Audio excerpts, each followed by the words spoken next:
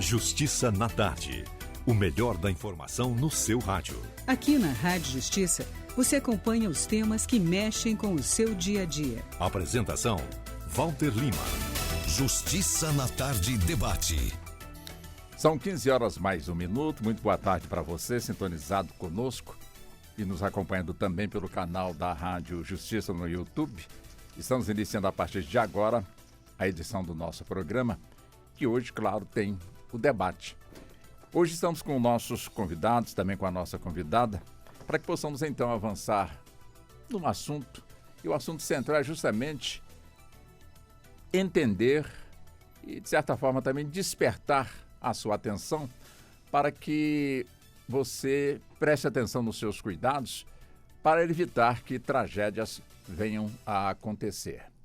E se eu for aqui enumerar as tragédias, são várias tragédias que são provocadas pela própria natureza, que por um descuido do ser humano isso termina aí acontecendo, ou por falta de iniciativa, portanto, das pessoas, isso termina acontecendo, como também acidentes que por conta também de descuidos terminam acontecendo.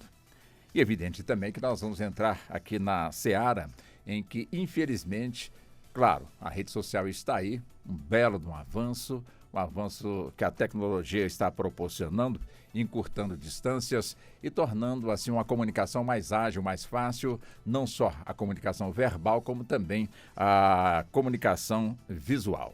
Então é nessa que muitos que querem tirar proveito terminam utilizando métodos que acabam enganando pessoas. E não importa a área, mas a área que nós vamos estar hoje aqui abordando está na área do campo, da área médica, em que muitos se passam por médico, ou pelo menos agem como se médicos fossem e terminam, portanto, enganando pessoas que às vezes pagam com a própria vida ou então carregam sequelas aí enquanto estiver vivendo. Então, por isso que hoje nós estamos aqui com um grupo de convidados, todos especialistas na área criminal, e é interessante que você preste atenção, como sempre, prestando atenção nos temas que aqui são abordados aqui no nosso programa, que começa agora, às 15 horas é o nosso horário, e vamos até às 17 horas. Vamos então cumprimentar nossos convidados e convidadas. Me permitam os convidados, mas como cavalheiro cumprimento a doutora Janine Fernandes, que é advogada criminalista, uma jovem advogada, já conosco nessa bancada do debate, né, doutora Janine? Seja bem-vinda. Muito obrigada. Boa tarde, é um prazer enorme estar aqui. Seja bem-vinda. Deixa eu cumprimentar também o doutor Alexandre Carvalho. Doutor Alexandre é advogado especializado no direito criminal, é professor de direito também conosco e claro, com quem nós vamos conversar ao longo do nosso programa, como também com os demais convidados, né, doutor Alexandre? Também seja muito bem-vindo, é sempre um prazer novamente tê-lo aqui no nosso Justiça na Tarde. Bom, muito boa tarde, Walter. Para mim, não é um pedido, você manda, né? Vir aqui falar um pouquinho, trazer um pouco de pílula de conhecimento, para mim é uma ordem. Então, agradeço ao convite, cumprimento a todos os meus colegas de bancada, em especial a nossa colega aqui, Janine, né? Dando o seu campo de visão como advogada, né? Como mulher, mas como advogada também, em cada assunto que vai ser falado hoje. Eu cumprimento em principal a você que está nos ouvindo, você ouvinte. Você é a nossa pérola dessa tarde. Muito obrigado. Deixa eu cumprimentar também o doutor Israel. Doutor Israel, também conosco aqui, com quem nós vamos então conversar, também da área criminal, doutor Israel Alves. Muito boa tarde, doutor Israel. Boa tarde, é um prazer muito grande estar aqui. Obrigado pelo convite. Os seus ouvintes também, sejam bem-vindos ao programa. E hoje o debate vai ser muito interessante, viu? Não perca e se mantenha aí sintonizado. Tá certo, então. Deixa eu cumprimentar também aqui o doutor Otávio Galvão, também especializado na área criminal. Boa tarde para o senhor. É um prazer estar aqui. Muito obrigado pelo convite e será uma tarde de longos debates. Muito obrigado ao senhor. Doutor Charles, também seja muito bem-vindo aqui ao nosso Justiça muito na boa Tarde. tarde, desejo a todos da bancada, em especial no meu sócio que faz pra gente, doutor Cleito Campos Lira. Ao doutor Antônio, agradeço aqui também o imenso convite. E a vocês ouvintes, né, que são hoje os protagonistas, né, desse grande debate jurídico. E me sinto lisonjeado em poder compor nessa tarde essa bancada. É o doutor Charles Eduardo, que é advogado empresarial também e também especialista na área civil. Deixa eu também cumprimentar o doutor Cleiton Campos Lira. Doutor Cleiton, também seja muito bem-vindo aqui. Muito boa tarde para o senhor. Boa tarde, Walter. Boa tarde a todos aqui. Muito obrigado pelo convite. Estou aqui em êxtase aqui por estar aqui nesse debate, que é sempre bom conversar sobre direito. Espero que todos em casa tenham um entendimento simplista que a gente vai tentar mantê-los aqui informados essa tarde. Muito obrigado ao senhor. Bom, deixa eu já avançar então aqui no tempo. Deixa eu puxar aqui justamente por essa parte da utilização do emprego aí das redes sociais no sentido de impressionar. Ou seja, quem de alguma forma quer ganhar dinheiro fácil, enganando as pessoas, utiliza de forma equivocada ou às vezes até mesmo criminosa as redes sociais para atraírem, portanto, aí suas futuras vítimas, que na realidade as pessoas que lá chegam entendem serem clientes, portanto, de um profissional que na realidade é uma pessoa que pratica aí os seus atos criminosos. E é importante também que as pessoas saibam diferenciar um profissional que de alguma forma está capacitado para agir naquela área e também naquela forma de atendimento. É importante que ela conheça daquele que de alguma maneira se passa, portanto, por esse tipo de profissional. Doutor Alexandre, é fácil a pessoa de alguma forma que quer um tratamento, vamos colocar aqui no campo da estética, de repente tem ali a rede social, ela procura ali, pesquisa e de repente, opa, esse aqui cobra barato, e ele está me mostrando aqui uma imagem realmente belíssima, né, de pessoas bonitas no sentido de terem submetidos a um determinado tratamento, e as pessoas vão entender que ali teve um resultado satisfatório, quando na realidade tudo aquilo ali é mascarado, quer dizer, é fake news, e a pessoa termina de alguma maneira sendo impressionada e vai lá para fazer, portanto, aí o seu procedimento, e na realidade sai decepcionada quando não sai sem a vida. Quer dizer, é possível distinguir o joio do trigo nesse sentido? Bom, Walter, eu sempre costumo falar que o Walter ele já manda aquele aperto de sucuri, né, nas suas perguntas. Bom, muito boa tarde, ouvinte. Bom, Walter, antes de eu começar a responder essas duas indagações que você fez, como todos nós aqui criminalistas que somos nessa tarde, eu quero falar para você, ouvinte, o seguinte: para falar de direito penal, nós temos que falar de jus puniendi, quer dizer, o poder do Estado de punir. Nós temos que falar do artigo 5º da nossa Magna Carta, o nosso livro maior, a nossa Constituição Federal Brasileira, que fala no artigo 5º sobre o primeiro verbo, que é a vida. Fala que o segundo, nós temos direito à nossa liberdade. Quer dizer, o direito penal, ele vem tirando e deve tirar a liberdade daquele que erra. Bom, feito isso, eu tenho que trazer uma outra premissa. Quando falamos no campo do direito penal, do jus puniendi, que é o poder que o Estado tem de punir, todos nós que vivemos em sociedade, nós temos que falar de tipos subjetivos. Bom, para que eu possa falar de tudo que você falou aqui, eu tenho que explicar a você, ouvinte. Se você não é do direito, se você é um estudante que ainda está buscando conhecimento, vai fazer concurso, se você está no ensino médio, ou você que não tenha aquele conhecimento de direito, então eu vou trazer para você aqui uma coisa. O direito penal, ele tem tipos subjetivos. Ele tem o tipo subjetivo doloso, que é a vontade, que é o ânimos, e o tipo subjetivo culposo, que é destrinchado em 3 institutos: negligência, imperícia e imprudência. Novas teorias, que não são tão novas assim, eu acho que já tem 14 até 15 anos, ou se beirar quase 20 anos, a teoria do dolo eventual. O que é a teoria do dolo eventual? É aquela pessoa que ela pode até no início não querer cometer o crime, mas ela tem um desprezo pelo resultado. Falando tudo isso, Walter, vamos começar agora a responder o que você perguntou. Bom, nós começamos aqui, é interessante que nós chegamos um pouco mais cedo aqui, nós estamos em 6 advogados, mas o presidente da bancada, que é o Walter Lima, que tem essa experiência fantástica, nós começamos a falar sobre estelionatários. Alexandre, o que tem a ver com o tema? Bom, tem e não tem, Walter. Claro. Vocês já viram aquelas pessoas diretas? Como é que você é? Você é ouvinte? Responde aí, você é uma pessoa direta?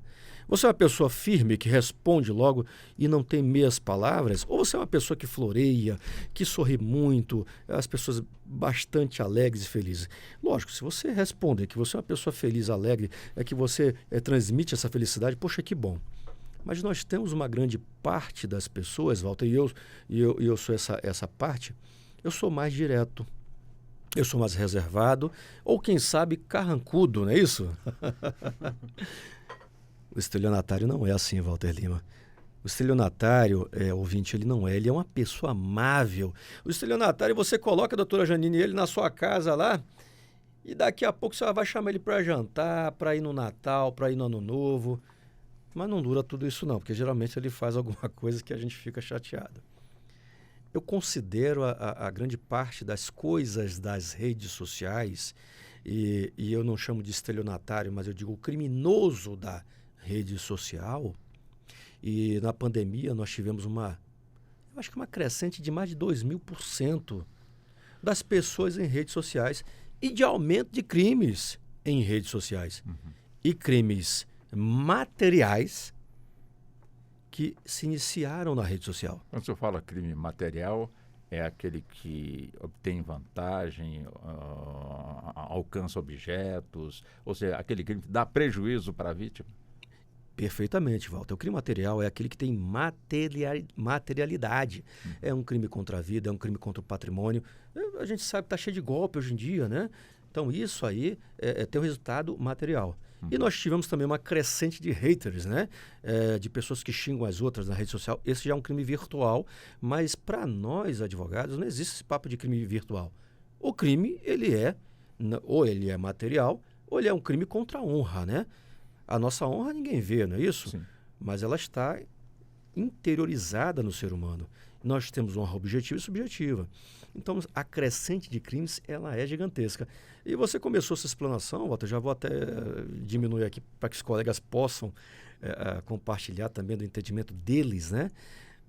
Você começou a falar de procedimentos em rede social, de pessoas se identificando como excelentes profissionais, e muitas das vezes nem profissionais são, não têm a formação técnica para aquilo, e que vendem diversos procedimentos. E aí eu faço aqui uma digressão quando eu comecei a falar do direito penal, que vem para punir, que vem para prender, que é o jus puniendi, ou chamado pelo direito de última ratio da última ratio. Ela é a última razão, que é tirar a liberdade do indivíduo. Então, veja bem, dependendo daquela pessoa que comete um crime pela rede social, e aqui como o Walter começou a falar, vendendo procedimentos estéticos e talvez sem formação, ou tendo uma formação, mas não tendo a especialização, ela causou um dano, não causou? Sim. Eu não vou entrar na parte do campo indenizatório, que nós temos 2 excelentes advogados que vão saber falar sobre isso. Mas eu vou falar no campo do direito penal. O direito penal pergunta o seguinte ao indivíduo. Ele fala assim, primeiro, eu sou a sociedade. O juiz diz o direito. O Ministério Público acusa. E a defesa vai defender dentro da técnica do direito. E a pergunta é a seguinte. Indivíduo, você cometeu crime? Fato típico, antijurídico, culpável? E esse crime foi culposo ou foi doloso? Então, imaginemos o seguinte. Eu não tenho uma formação acadêmica. Logo, eu não sou profissional, eu não sou médico, não sou biomédico. Estou fazendo tratamentos médicos, estéticos, sem ter uma formação. Eu tenho ciência que eu posso causar um dano à integridade física dessa pessoa? Então, nós temos um crime de lesão corporal, que a gente vai falar depois. Eu tenho ciência que esse meu tratamento que faço sem ter formação ou sem ter especialização pode tirar a vida de alguém? Então, você está sabendo que você pode matar alguém, a teoria do dolo eventual. E aí, vai preso, que nós vamos falar a posteriori, Walter. Deixa eu aproveitar ainda nessa linha criminal, busco então com o Dr. Cleiton, né, Dr. Cleiton, que é um aspecto realmente muito interessante, aqui já iniciado com o Dr. Alexandre, ou seja, mas a vítima em potencial, ela conhece sinais de que está sendo atraída para uma armadilha, para um crime, ou seja, está sendo atraída por falsos profissionais para um procedimento que, na realidade, quem o faz tem a devida especialização? Bom, Walter, eu acredito muito assim, nem puxando muito do lado do direito para ser atraído para esse tipo de situação, como a gente até já bateu um papo, eu acredito que é a questão do resultado rápido, que as pessoas procuram hoje em dia, barato, e elas assim, fulano fez a indicação daquele tratamento. Quantos memes a gente tem visto por aí, a pessoa coloca rindo, mas mulheres mesmo, muitas mulheres, né, fazem o preenchimento labial.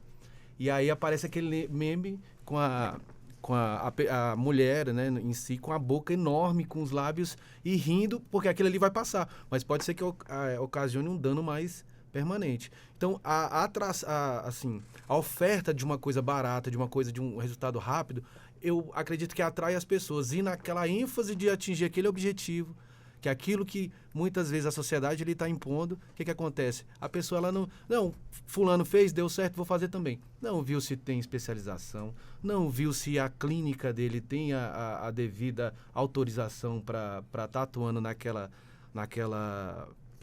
procedimento estético. E as pessoas vão, muito hoje, eu não sei se é a minha percepção, mas todo mundo está acelerado. Então, assim, todo mundo tem pressa. Todo mundo tem pressa. Então, assim, eu quero aquilo. O que vai me custar? Não, tá meio além do meu bolso. Não, mas tem aqui um mais barato. Fulano fez. Deu certo, deu. Às vezes naquele deu certo, mas o cara não tem especialização, no dela não vai dar certo. E assim você não vai, se a pessoa tem especialidade naquilo, não vai ver como é que está a clínica dele funcionando. A gente vamos até debater sobre isso, sobre o médico que foi preso, o biomédico que foi preso, por lesões graves aí a pacientes que chegaram pacientes aí à UTI. Então, assim, as pessoas têm que tomar o devido cuidado e não ir para vantagens muito fáceis. Tudo aquilo que tem você vai ter uma vantagem muito fácil. Eu, pelo menos, fui criado assim. Nada é tão fácil na nossa vida. Então, tem uma vantagem ali muito... Você vê assim, não, isso é muito vantajoso para mim, eu vou querer aquilo. Preste atenção, é um golpe, ou você vai ter uma lesão no seu corpo, ou você vai ter um problema grave de saúde. Então, sempre verifiquem em que vocês estão entrando, qual o procedimento, se essa pessoa... procure os conselhos, né? As especializações geralmente tem conselhos que vão lá, tem os nomes dos especialistas naquela área. Então, assim, a precaução, na minha visão, hoje, para ter esse tipo de procedimentos ou alterar uma questão de uma parte do corpo, para mim a precaução verifique com quem você está fazendo a especialização desse cara, o que ele tem, se ele tem essa especialização. Dr. Charles Eduardo, claro, né? Uma clínica, para estar funcionando, tem todo um procedimento, tem todo um processo, né? Um alvará de funcionamento, e para obter esse alvará tem um caminho muito longo para ser percorrido até que aquele documento seja, portanto, emitido. Esse documento é para ficar fixado e ser verificado por quem, de alguma forma, queira fazer uma checagem, se de fato, onde essa pessoa está, tem a devida licença do Estado para poder funcionar? Mais uma vez, boa tarde. Então, hoje as pessoas que têm acesso, né, aos locais, às sedes da empresa, que são realizados os procedimentos, geralmente elas não possuem conhecimento técnico jurídico, né, da abertura dos procedimentos, dos trâmites legais necessários para que o poder público venha autorizar o funcionamento daquele estabelecimento, como a questão do alvará, né, a questão do Simples Nacional, do CNAE, ou seja, da documentação efetiva, né, que venha autorizar aquele profissional a exercer aquela atividade laborativa a qual ele propaga nas redes sociais. Só pegando um gancho das duas respostas dos nobres colegas advogados, nós vivemos num país onde em 2019, eu estou falando aqui de um índice de analfabetismo de 6,2%, aonde em 2022 esse índice caiu até de maneira significativa. O que ocorre, Walter? Esse analfabetismo, ele migrou para o marco digital. Nós vivemos num mundo digital, um mundo onde as pessoas, hoje todo mundo tem acesso a um celular e às redes sociais. E por não ter um conhecimento técnico específico, ou até um conhecimento básico, acabam sendo levadas por falsas promessas, por falsas publicidades, por falsas propagandas, por falsos resultados.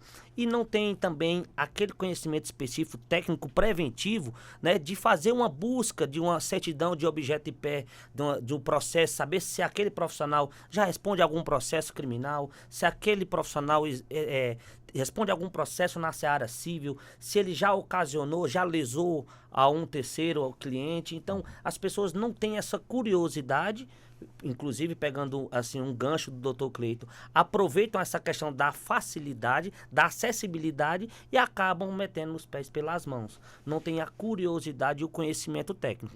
Walter, respondendo, uma pessoa, como eu acabei de repetir, leiga, ela não tem como ter um conhecimento se aquele estabelecimento realmente ele está autorizado ou não. Porque hoje os documentos são facilmente, né, doutor? Vocês que são mais especialistas na área criminal, facilmente são adulterados, facilmente falsificados. Então, você pregar hoje um alvará de funcionamento na parede, ou um KENAI, ou uma autorização do poder público... O que é KENAI? KENAI são a lista de atividades a qual aquela empresa ela pode exercer. No caso, biomédico, estética, botox, clínica, atendimento médico, enfim, são as atividades listadas que aquela empresa está autorizada a exercer naquele ramo de atividade a qual ele desenvolve. Então, hoje, realmente, eu entendo que o grande culpado é o poder público. Por que o Estado? Porque o Estado poderia fazer campanhas para... né, trazer para essas pessoas que são leigas, entre aspas, o conhecimento de que como deve se prevenir antes de iniciar um procedimento que se trata da saúde. Nós não estamos falando de comprar um carro, estamos falando de um procedimento estético aonde pode levar a óbito. Então, assim, essa ausência de campanha, a ausência de fiscalização do poder público, né, sobre essas questões dessas clínicas que fazem esses procedimentos reparatórios, de estética, de implantes, de silicone, enfim, que cuida com a saúde, eu acho que deveria ter uma fiscalização mais rígida, igual no caso que foi citado, né, que é um caso público, onde a Anvisa já tinha notificado e fechado o estabelecimento, né, mas com a punibilidade, com a penalidade apenas administrativa, não impede de que o estabelecimento venha retornar, né, a abrir e dar continuidade e lesar clientes. Então eu acho, assim, parte, né, dessa questão do poder público pela ausência de fiscalização e por programas para que possa trazer para essas pessoas leigas a forma preventiva diante de realizar qualquer procedimento. E esse programa, né, doutora Janine, não está sendo transmitido somente para orientar a mulher, já que quem busca também, já que o tema que nós estamos abordando aqui é a questão da estética, o gênero masculino também vai atrás também desse tipo de procedimento. É importante que ele preste atenção também do que está sendo aqui colocado pelos senhores, também pela senhora, para não serem a próxima vítima, porque infelizmente nós temos belíssimos profissionais que estão aí à disposição para atenderem aí ao público, como também temos os que já foram aqui pontuados, a exemplo do doutor Alexandre, os estelionatários, de alguma forma se passam por profissionais capacitados, quando na realidade não são, né, doutora Janine? Isso mesmo. Eu acho que hoje em dia, como os doutores falaram, essa questão de procedimentos estéticos e da nossa vida corrida mesmo do dia a dia, e até mesmo das redes sociais, prejudica muito. Então, hoje em dia a gente abre as redes sociais, a gente olha lá uma pessoa que tem a vida perfeita, e às vezes a gente está passando por um momento ruim, a gente quer fazer algum procedimento, e a gente olha ali aquela propaganda e a gente acaba se encantando. Como o doutor Alexandre mesmo já havia mencionado, essa questão dos estelionatários, né? Eles nunca vão aparecer de uma forma completamente visível ali, mostrando para todo mundo que eles são dessa forma. Eles são muito maliciosos, tem essa maliciosidade mesmo de enganar as pessoas. E, principalmente, é claro que tem a questão dos homens também, mas eu acredito que essa pressão estética em cima da mulher é muito grande. Então, ela vai e olha um profissional que realizou vários procedimentos e o profissional traz ali nas redes sociais, às vezes, depoimentos de outras mulheres que se submeteram e elas acabam confiando, né, nessa visibilidade toda. Eu acho que uma coisa que todos devem ter em mente sempre, ao realizar qualquer tipo de procedimento e a procurar qualquer tipo de profissional, não só profissionais na área estética, procurar devidamente saber se realmente são profissionais qualificados. Hoje em dia a gente tem fácil acesso, né, à internet. Então, pode dar um Google, pode pesquisar no CRM, por exemplo, se for um procedimento médico, pesquisar ali no órgão de classe para realmente verificar se é um profissional qualificado ou não. Interessante também, né, doutor Israel, porque checando aqui, como muito bem foi pontuado aqui, quer dizer, quando se fala na prática do irregular da atividade, a gente chega, portanto, aqui no campo da medicina. Agora, interessante que só é punido, ou então só de certa forma, é colocado como crime quem exerce, portanto, de forma irregular a profissão no campo da medicina, da odontologia e também da farmácia. E nós temos, portanto, aí a biomedicina, que é um braço, portanto, da medicina, mas a pessoa não é médica específica para poder dar aí o atendimento. Ela tem ali as suas especificações profissionais diferentes da que essa pessoa que está sendo citada aqui no programa, que inclusive teve a prisão preventiva decretada, porque estava realizando ali procedimentos, quando na realidade são procedimentos médicos. Ou seja, neste caso aqui, essa pessoa estaria, portanto, cometendo uma contravenção, ou na realidade o que ela praticou também pelas consequências em suas pacientes, ele estaria também enquadrado em prática criminosa. Boa tarde mais uma vez aos ouvintes, aos nobres colegas aqui. Pois bem, assim, não temos como avaliar o caso concreto, né? Mas podemos dizer o seguinte, que ele vai responder. Assim, a gente responde, né, penalmente, civilmente e administrativamente perante aos conselhos, né? Os conselhos estão ali para fiscalizar o trabalho. E dentro de cada conselho tem um código de ética, tem as suas prerrogativas, tem as suas responsabilidades. Então, se ele usa o capil, a competência que não era dele, ele vai responder, de alguma forma, criminalmente, por exercício irregular da profissão. Então, a gente tem que verificar muito isso, porque cada dia que passa, a gente verifica que o Congresso Nacional, com apoio também de determinados profissionais, a regulamentar certas profissões, né? Existem várias profissões que já são regulamentadas, outras não. Então, entre uma e outra profissão, sempre há ali um detalhezinho que a gente não sabe exatamente de quem é aquela competência. Né? Às vezes há sempre um detalhezinho. Então, sem poder analisar de forma concreta o caso, mas de forma bem geral, sim. Talvez realmente assim, houve uma usurpação da competência, né? Que talvez era de um médico, né? É que nem a questão dos dentistas, né? Muito dentista hoje faz a questão facial, aquela coisa, né? Trabalha com harmonização. Então, o conselho veio, né? De alguma forma, vamos regulamentar esse negócio. Qualquer dentista vai poder fazer esse tipo de coisa? É necessário fazer uma especialização? Então, os conselhos têm que se fortalecer cada vez mais, alterar os seus regimentos, alterar a sua regulamentação para fiscalizar de forma mais efetiva esse tipo de atos, né? Porque está acontecendo de forma maçante, né? Esse tipo de a questão da beleza. Então, vamos lá, qual dentista que eu vou procurar? O senhor é especialista nisso? Né? O seu currículo lá está lá no conselho? Qual foi a última vez que o conselho veio aqui fiscalizar esse estabelecimento? Então, não basta só a gente indicar alguém, eu indiquei, eu falei, mas tá, para você deu certo, mas será que para mim vai dar certo esse mesmo procedimento? Né? Então, essa questão também pessoal, né? Eu acho que trabalhar com a saúde pública é uma questão muito séria, a gente tem que levar, e o país, eu acho que ele cresce quando o poder público também cria políticas públicas para isso, né? Fortalece os conselhos, e os conselhos também se fortalecem nesse sentido de fiscalizar com mais eficiência, né? E é nesse sentido. Antes de passar para o doutor Galvão, o doutor Alexandre pediu aqui a palavra. Vamos lá, doutor Alexandre. Obrigado, Walter. Só para fazer um complemento aqui na brilhante explanação que o colega fez. Bom, você perguntou, Walter, se seria ali uma contravenção ou se responderia por outro tipo de crime, né? Ou se seria crime. Ouvinte, contravenção penal é o que nós chamamos de crime anão. Sabe aquela roda de conversa de amigos que não entendem direito? É o crime pequenininho. É o crime anão. Então, se é um crime anão, a pena é pequena. É anã. É anã, né? E muitas contravenções, Walter Lima e ouvinte, são julgados com base na Lei 9.099 e 95, né? O Juizado Especial Criminal, né? Aqueles crimes que são pequenos. E outra, a pena é de detenção, não é de reclusão. Ou seja, a pessoa não vai presa. Não vai, né? Agora, só um detalhe. a contravenção, algumas delas ultrapassam 2 anos.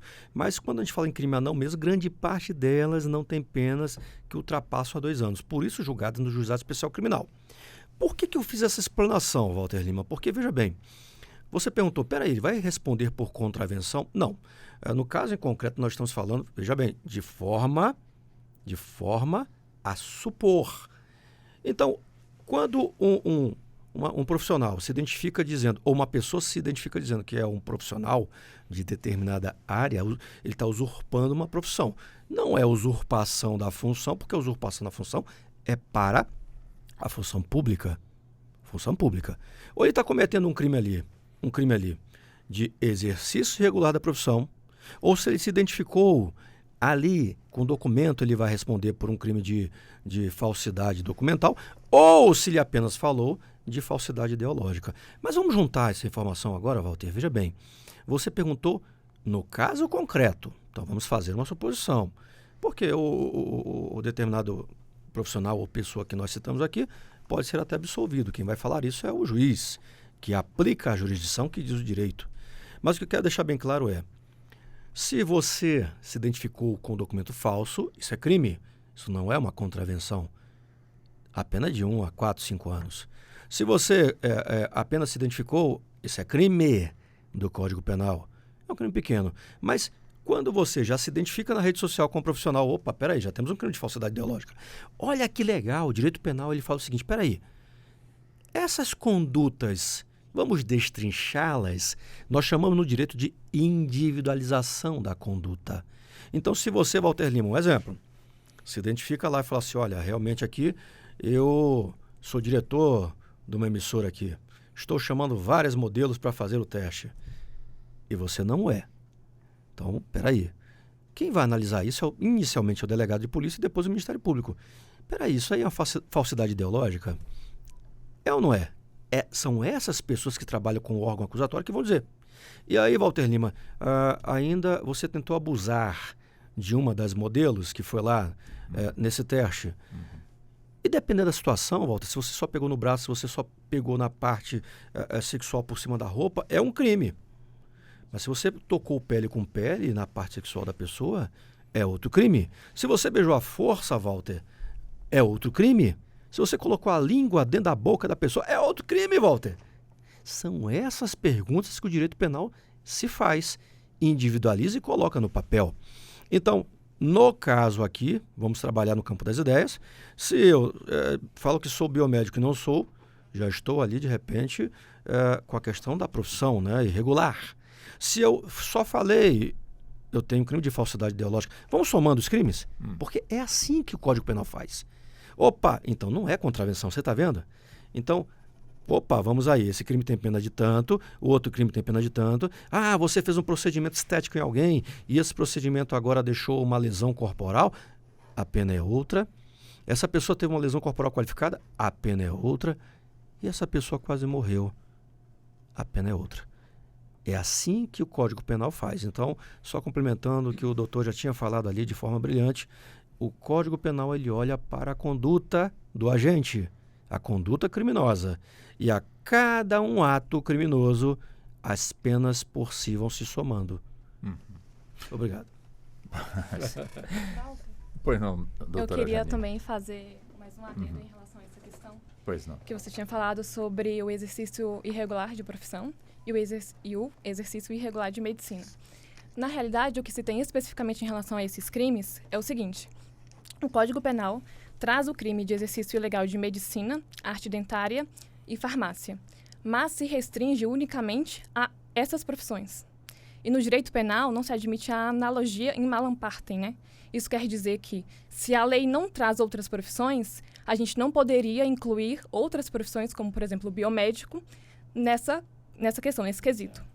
Mas aí a gente tem a questão da contravenção penal de exercício irregular da profissão, que foi, inclusive, um dos crimes, né? O crime não, como o doutor Alexandre falou, que ele foi indiciado, e não por exercício irregular de medicina. Eu acredito, na realidade, que é um déficit muito grande na nossa legislação. Está precisando ser Está precisando adequada. Exatamente, está precisando ser adequada. Porque, como já dito, a lei, o Código Penal, fala de exercício irregular de medicina, arte dentária e farmácia, e não coloca outras profissões. Se alguém, por exemplo, pratica irregularmente a enfermagem, a pessoa não vai se submeter a este crime, que tem, salvo engano, pena de 2 a 6, salvo engano. Isso é mínimo ainda, né? Pelo amor de Deus. E a contravenção penal tem uma pena muito, muito, muito menor, que é de 15 dias a 3 meses. Ou seja, não tem uma relevância, né? Um patamar, assim.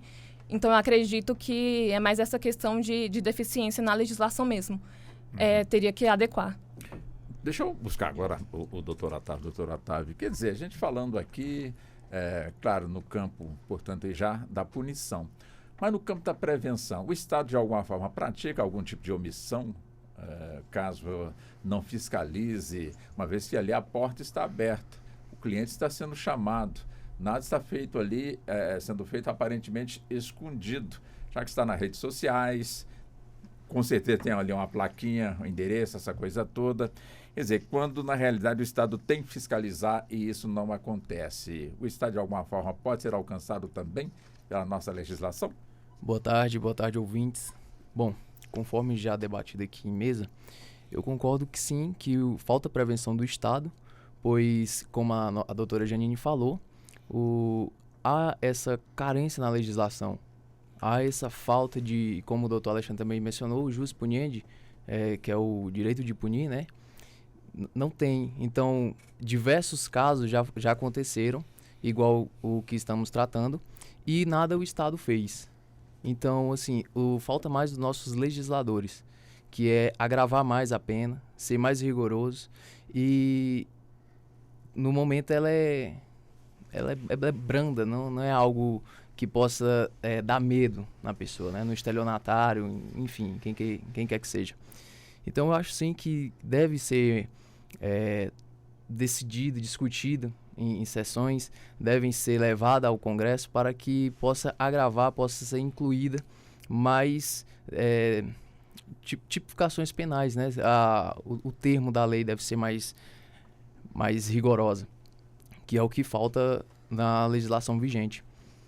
E concordo com o que a Janine falou, que não pode, como a legislação ela não permite a analogia em Malamparte, então falta essa política pública, falta os nossos legisladores levar para o Congresso, levar em pauta e agravar mais essas penas. Penas mais graves talvez reduzam mais os crimes. Essa é a minha opinião a respeito do que estamos tratando. Agora, doutor Cleiton, nós temos também situações em que as vítimas são atraídas para que atravessem a fronteira em países bem vizinhos nossos aqui no Brasil. Basta atravessar uma rua, já está, portanto, em outro país e se submete também a procedimentos, vamos colocar aqui, às vezes até mais do que estéticos, e a situação lá termina se agravando, onde lá o profissional termina também praticando o mesmo tipo de delito, ou seja, o mesmo tipo de crime. E às vezes, como aqui também acontece, com a vítima pagando pela própria vida. Como é que fica quando a vítima de cá vai para lá para buscar um atendimento estético e termina a coisa dando errado, porque está em mãos de não profissionais? Quer dizer, a justiça daqui pode agir ou tem que buscar a justiça de lá? A jurisdição na questão do criminal é do lugar do fato, né? Então, o crime atravessando a fronteira, ele vai ser apurado pela jurisdição do país onde foi cometido o crime. Então, geralmente o alcance nessas situações da jurisdição brasileira, ela fica, né? A não ser que seja um outro tipo de situação em que haja cooperação entre as forças, e aí vai ver. Mas, inicialmente, a questão do crime é do local do fato, onde aconteceu. Aí vai ser determinada a jurisdição, né?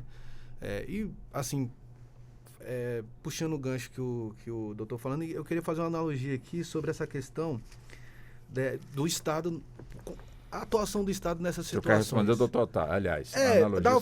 Fazer um adendo aqui. Por que o Estado, a gente vê muita omissão? Porque no Brasil nós temos uma questão cultural muito grave. Eu faço uma analogia como aqui pega o DF, o Distrito Federal. aqui tem uma região descampada. As pessoas chegam e ocupam de forma desordenada.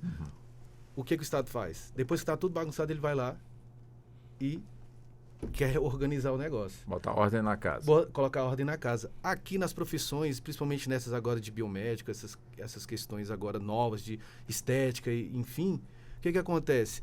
Tá todo mundo praticando isso. Essas questões de gel, o protocolo TX8, que é o que é aplicado para o volume das... Né, Mas você explicar o que é isso? TX8 é um procedimento também estético? É o dito... atua na região glútea das pessoas. Isso. A aplicação do protocolo TX8 é o... Quem criou esse protocolo? Bom, é o nome que se dão desse produto que aplicam nas nádegas ali para ela dar aquele volume. Né? Então, assim, ele é invasivo. Olha o só. Entendimento que só médicos poderiam fazer isso. Então já viu. Só que tá todo mundo fazendo, tem várias pessoas já morreram por conta disso. Várias mulheres, né? Porque são elas que procuram mais esse tipo de aumento de volume, né? Dessa parte, dessa região. E, assim, legislação. Quem pode aplicar? Botox. Hoje, dentista, você vai lá, não, eu faço. Botox, harmonização facial, a gente vai abrir aqui, vai costurar por dentro e vai puxar sua bochecha e tudo. Então, quando a coisa começa a atropelar tudo, é que o Estado vem, não, vamos ver a legislação, mas já morreu quantas pessoas, uma lesão muito grave que foi ocorrida, que foi ocasionada pelaquela pessoa. Infelizmente, é a cultura do Brasil. Chega depois que a bagunça está feita. E agora vamos organizar. E aí todo mundo quer pressa para organizar isso. Os profissionais que atuam, as pessoas que usam o serviço. Infelizmente, acontecem as tragédias por conta disso. Entendeu? E aí, doutor Charles, quer dizer, a questão, claro, né? Numa clínica devidamente estabelecida, com os profissionais adequados para aquele procedimento, evidentemente que acidentes de percurso acontecem. Quer dizer, numa clínica devidamente autorizada para o funcionamento, repetindo aqui, profissionais adequados, quando acontece um erro, evidentemente que a ação ela é proposta, portanto, aí, perante a justiça. Quer dizer, a clínica responde ou o médico que atuou ali é que tem essa responsabilidade? Walter, boa pergunta. Nós estamos aqui entre o joio e o trigo. Por quê? O STJ, que é o Superior Tribunal de Justiça, ele tem um entendimento meio que dividido sobre essa responsabilidade objetiva das clínicas e dos médicos, onde algumas turmas entendem de que a responsabilidade ela é solidária entre o médico que aplicou a anestesia, que fez o procedimento, e a clínica, e outras entendem que a responsabilidade do profissional liberal, que é o médico, ela é subjetiva. O que é uma responsabilidade civil objetiva, doutor Charles? É aquela que eu preciso comprovar a culpa dele, a negligência ou a imprudência, enfim, que comprove o dano, que aquele ato gerou o dano, mas foi por culpa do profissional liberal. Então, Walter, hoje nós temos essa dificuldade de identificação. O que acontece? Se a segunda turma do STJ entende o seguinte: se a clínica está sendo beneficiada diretamente pelo serviço prestado pelo médico, entende-se que a responsabilidade é solidária. Então eu posso acionar qualquer um dos dois ou os dois de forma conjunta. E se não, se apenas o profissional liberal deu causa àquele dano ao paciente que está sendo atendido, a responsabilidade dele será o quê? Subjetiva. Tendo em vista essa responsabilidade objetiva, né, o Código de Defesa do Consumidor ele traz a responsabilidade objetiva daqueles que prestam serviços nessa seara de serviços estéticos, serviços de saúde, algo do tipo. Você pode processar a clínica de forma direta? Pode. E a clínica responderá pelo crime e poderá entrar com ação de regresso com aquele que deu causa ao dano ao consumidor final. Então, são questões que nós devemos analisar caso a caso. No tocante, pegando aqui o gancho da resposta do colega aqui na responsabilidade objetiva, né? A nossa Constituição, no artigo 37, inclusive no parágrafo 6º, ela é clara e objetiva de que o Estado vai responder de forma objetiva por qualquer dano que seja ocasionado pelo seu agente a terceiros.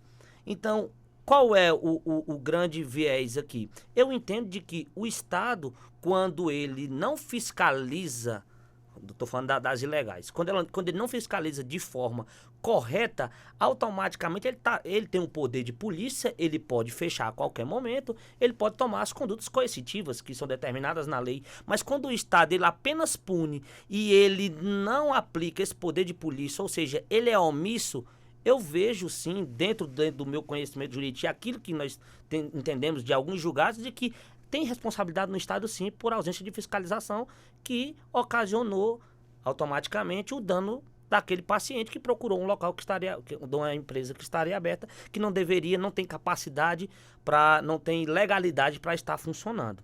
Então, dentro dessa questão, tanto do Código Civil quanto da Constituição, eu entendo que, dependendo do caso a ser estudado, analisado, dependendo se o Estado for omisso, sim, cabe a responsabilidade objetiva, porque é o que o texto constitucional traz para a gente. Essa mesma temática, doutor Alexandre, qual é o pensamento do senhor? Bom, Walter, eu sou mais legalista, né? Eu quero deixar bem claro que hoje o entendimento no Brasil, e até puxei aqui, é justamente o seguinte: estamos falando de responsabilidade civil, que já foi explicado ali. Salvo engano, lá no artigo, os civilistas, que me perdoem que tem a expertise aí, artigo 186 e 927 do Código Civil, ele não fala ipsis literis assim, mas ele fala como se fosse aí, você causou dano a alguém, então você tem o dever de repará-lo. É isso que fala esses artigos.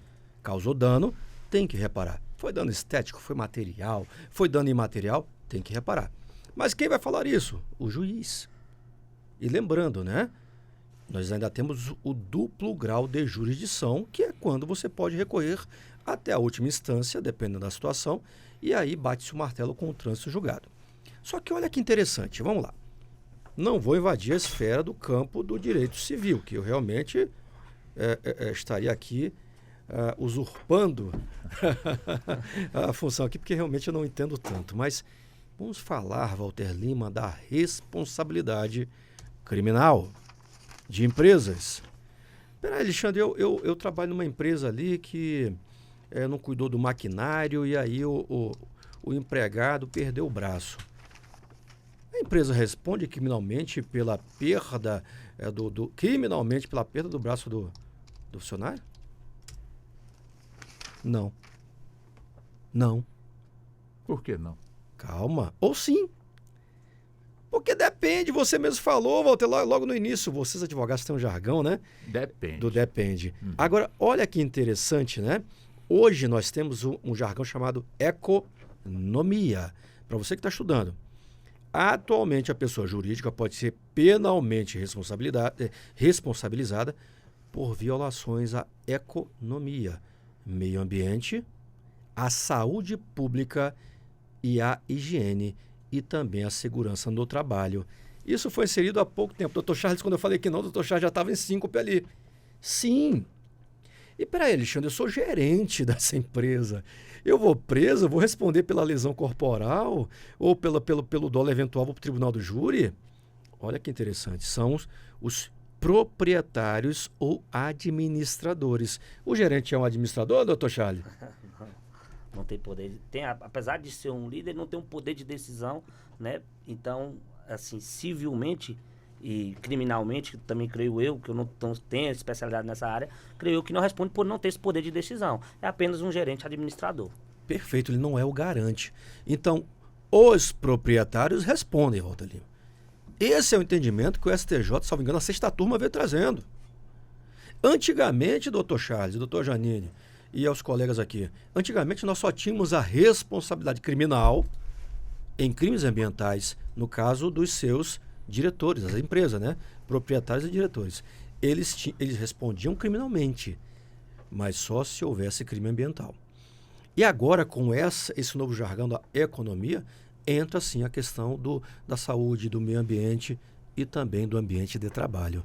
E nós estamos falando que o direito penal, que é a última ratio, fala assim: ei, proprietário de empresa, eu entendo que houve aqui um funcionário que perdeu o braço. O senhor não tomou o devido cuidado. E aí vai se analisar. Lembra do tipo subjetivo que eu comecei a falar lá do início? Nós só temos 2 tipos subjetivos no direito penal. O tipo subjetivo da culpa ou do dolo.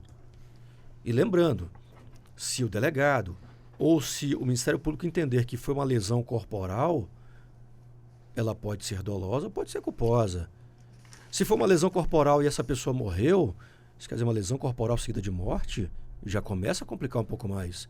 Agora, se tiver prova nos autos, isso quer dizer, na investigação policial, ou lá na frente se descobrir que aquele crime poderia ter sido evitado, e o patrão, doutora Janine, doutor Otávio, doutor Israel, e o patrão falou assim, eu não estou nem aí.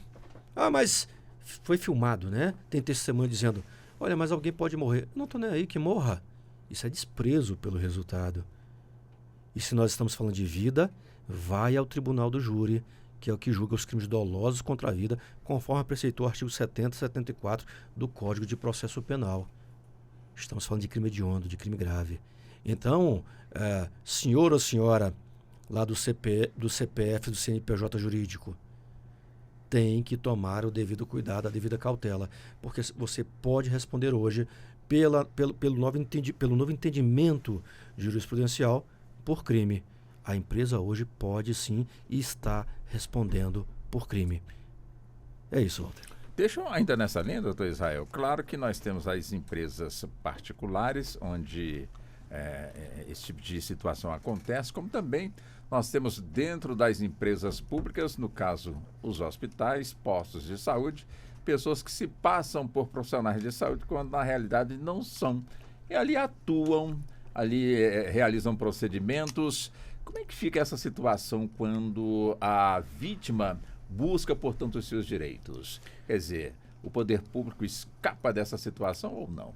Não escapa, né? A gente percebe que a gente tem muito hospital universitário hoje em dia, inclusive que tem muitos residentes, inclusive muitos desses hospitais fazem cirurgia reparadoras, né? De pessoas que fazem cirurgia bariátrica, sim, e etc, né? O SUS, né? Ele garante a essas pessoas também um tratamento, né? Não só a cirurgia reparadora, né? Mas também todo o local onde vai ser feita a cirurgia, né? E etc. Então, há uma responsabilidade estatal, né? Como já foi falado no artigo 37 da Constituição, responde, né? Os seus agentes e também aquelas empresas terceirizadas também, né? Até os hospitais que têm vínculo com o SUS, né? Há uma responsabilidade direta ou indireta, né? Então, há uma responsabilidade daquele que agiu, como o doutor falou, né? O garantidor, né? Quem estava ali de forma direta ou indireta, assumindo o risco ali. Então, e hoje, interessante, né? Que os pacientes assinam um termo, né? Assinam um termo ali. Sim. Né? Então, e há também um termo de responsabilidade e dos riscos, né? Opa, você vai sofrer esse risco aqui. Tem clínicas que a pessoa não, né? Ninguém quer assinar, às vezes um terceiro quer assinar, mas sempre há um risco, né? Então, por parte da responsabilidade civil do Estado, o Estado responde diretamente, né? Então, a gente vai ocorrer, né, o processo administrativo ali para verificar de quem é a responsabilidade, de quem atuou ali, né? E as empresas privadas, a gente, como o doutor já falou, né, tem que averiguar o caso concreto, se vai haver uma responsabilidade penal, civil e administrativamente, né? Seja do empresário direto ou indireto, né? Tem que avaliar de quem é a culpa, né? Perfeito. Doutora Janine, quer dizer, nessa situação posta aqui para o doutor Israel, quer dizer, enfim, uma pessoa que não é especialista no campo da medicina, vamos colocar dessa forma, realizou procedimentos dentro de um hospital de rede pública, um hospital, portanto, do SUS. E, evidentemente, que a vítima, ela sofreu ali com o procedimento. Ela tanto pode, evidentemente, o Estado buscar responsabilidade no campo criminal, como também ela pode também buscar responsabilidade no campo civil, ou seja, buscar uma indenização de reparo? Com toda certeza, com toda certeza. É claro que a gente aí estaria falando de duas situações, de dois processos, digamos assim. Um contra, de fato, o médico, que teria em tese atuado, uma vez que ele estaria, de fato, usurpando uma função pública, já que ele estaria em hospital público. Sem falar, possivelmente, de outros crimes, como o doutor Alexandre já havia comentado, de eventual falsidade ideológica, falsidade documental e responsabilidade civil diante do Estado, com toda certeza, como o doutor aqui ao lado também já havia comentado, o artigo 37, parágrafo 6º da Constituição Federal, assegura a responsabilidade objetiva do Estado, que deve sim responder a título de indenização para poder assegurar essa vítima. E eu recomendo, inclusive, que a ação seja ajuizada contra o Estado. Primeiramente porque a viabilidade de conseguir ali alguma coisa é muito mais fácil do que processar civilmente o médico. É claro que criminalmente ele também vai responder. Agora tem gente, não é? No caso também, doutor Otávio, tem medo. Né? Vou processar o Estado, daqui a pouco o Estado tem muitos advogados, podem... Não que o advogado seja mau, né? De forma alguma, está ali atuando, de repente aquele velho ditado, o feitiço era contra o feiticeiro. A pessoa tem que superar esse tipo de situação para poder buscar os seus direitos, doutor Otávio? Com certeza, com certeza. A pessoa ela não deve ter medo e sim buscar o que é dela por direito, né? A lei garante isso para ela, a Constituição é clara e eu acho que o medo é uma ilusão.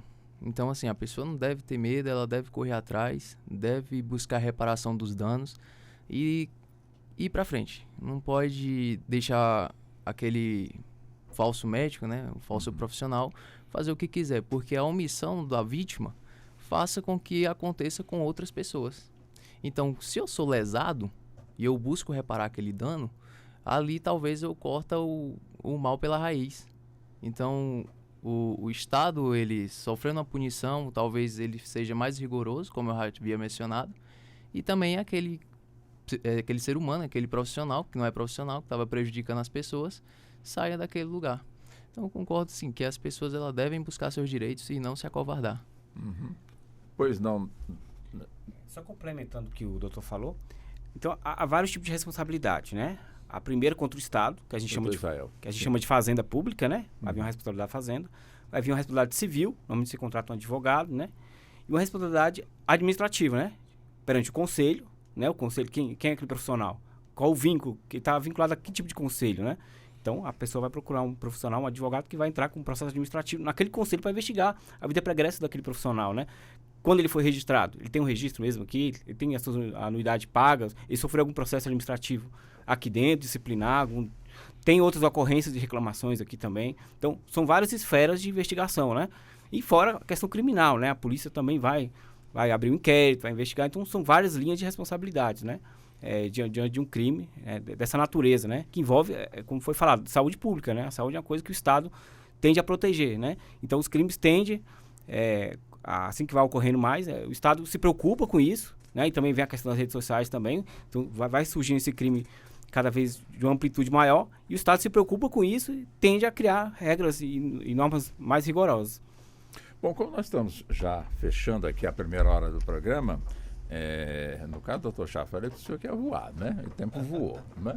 Bom, fica também aqui aquela sensação, quer dizer, falamos aqui nesse aspecto aí do médico utilizando as redes sociais para praticar, portanto, aí os seus crimes. Vou deixar aqui como reflexão a responsabilidade também das plataformas, né, onde nós temos as redes que de alguma maneira fazem propagar aí as publicidades, no caso aí as visualizações, as verdades que na realidade não são verdades.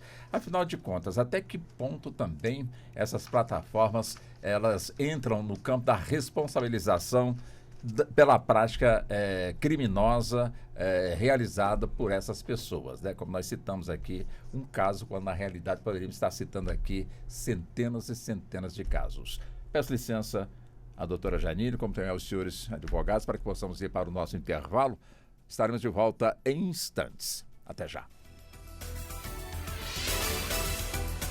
Você está ouvindo Justiça na Tarde.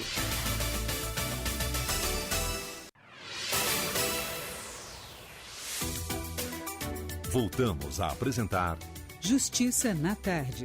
Justiça na Tarde Debate. Ok, vamos nós já entrando na segunda parte do nosso programa. Muito obrigado a você sintonizado na 104,7 FM, como também nos acompanhando pelo canal da nossa Rádio Justiça no YouTube. Onde quer que você esteja, tenha sempre aí os nossos agradecimentos. Hoje aqui no programa com os nossos convidados e também com a nossa convidada, o assunto que nós estamos aqui abordando é justamente a facilidade que muitas pessoas que praticam delitos têm no sentido de enganarem, portanto, bem, pessoas se passando por profissionais quando não são. Como também, a partir de agora, nós vamos entrar também naquele assunto em que, pelo descuido ou então pela negligência, pela imperícia, as pessoas também terminam cometendo aí, enfim, ações que na realidade terminam causando aí, ou produzindo ou provocando grandes tragédias. É aquela história, né? Temos tragédias muito latentes ainda nas nossas lembranças, a exemplo podemos colocar assim, do incêndio na Boate Kiss, lá na cidade de Santa Maria, no Rio Grande do Sul, em 2013, onde mais de 200, aliás, números precisos, 243 pessoas perderam a vida neste incêndio, mais de 600 pessoas ficaram feridas. Quer dizer, temos este caso, como também temos outros casos, né? Um que já é mais longo, enfim, boa parte dos convidados aqui presentes não eram nem nascidos ainda, quando tivemos aí o acidente com o Césio 137 em Goiânia, em 87, 88, 1987, 1988, imagina, um dos maiores acidentes radioativos também do mundo. Por conta de quê? Por conta de descuido, por conta de negligência, como também tivemos aí o caso de Brumadinho, agora no ano de 2019, onde essa barragem Córrego do Feijão rompeu, matando 272 pessoas.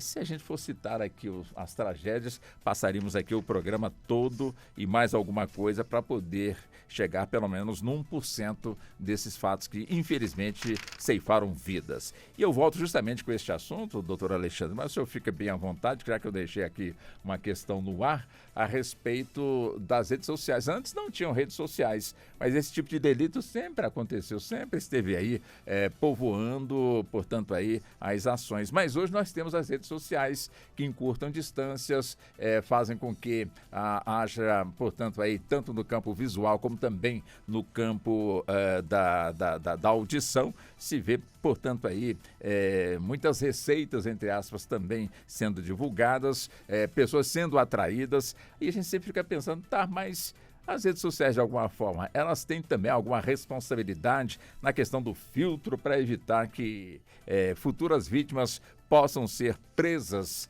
desse tipo de ato, doutor Alexandre? Olha só, Walter, quando você fala de rede social, poderia falar aqui sobre o Marco Civil da internet, sobre outras legislações de cunho civil. Sim. Mas a nossa matéria ela é penal. Então eu vou fazer uma digressão à época das eleições. Nós tivemos aí as questões de fake news e etc. E o próprio governo, o próprio Congresso Nacional começou a se movimentar nessa questão de tem crime, não tem crime, proibição, não tem proibição. E logo no início também do novo governo, do nosso governo federal, nós vimos aí o ministro da Justiça começando a se posicionar, o próprio Ministério da Justiça se posicionando com portarias para que as redes sociais, as empresas de modo geral, e grande parte, ou até na sua totalidade internacionais, sim, cumprissem. Temos também decisões judiciais, até desta casa aqui, do STF, isso quer dizer, falando não, né, doutor Charles, né? Intimando, mandando, porque é uma ordem judicial, cumpra-se a ordem judicial ou ficará suspenso ali a sua plataforma no Estado brasileiro. O que eu quero mostrar para você, Walter Lima, que quando falamos dessa questão de rede social, ainda se tem um vácuo muito grande. E esses vácuos precisam de uma questão legislativa, de um projeto de lei que vire lei. Só que em outras questões nós não temos vácuo, Walter Lima e ouvinte. Quando o hater ele xinga alguém na rede social, não precisamos ficar pensando em qualquer outro crime, senão um crime contra a honra. Isso já está no Decreto-Lei 2848 de 1940.